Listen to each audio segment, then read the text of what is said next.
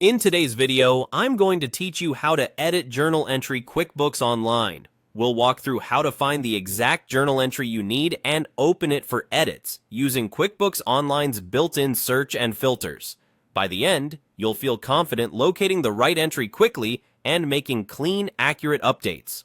First, head to your QuickBooks Online account. Once you're on the dashboard, you're in the right place to search. You don't have to dig through multiple menus. QuickBooks makes it easy to jump straight to the transaction you need. Look for the global search bar at the top of the page and start typing journal entry.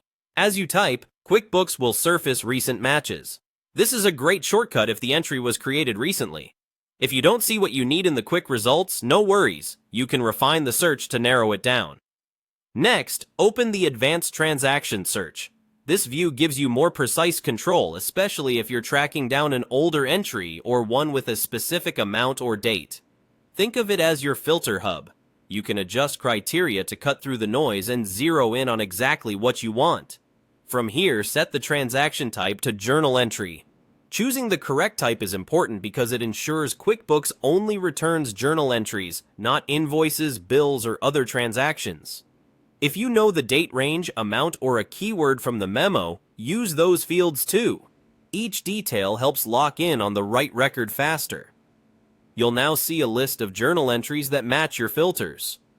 Click the journal you want to edit to open it. Once it's open, carefully review the details. The date, the accounts on each line, the debits and credits, and the memo. If you're making changes, keep your books balanced. Debits must equal credits, and confirm you're using the correct accounts for the adjustment.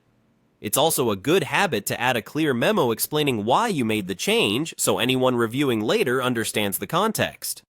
A couple of quick tips as you edit. If the entry falls in a closed or reconciled period, be mindful that changes can affect your reports.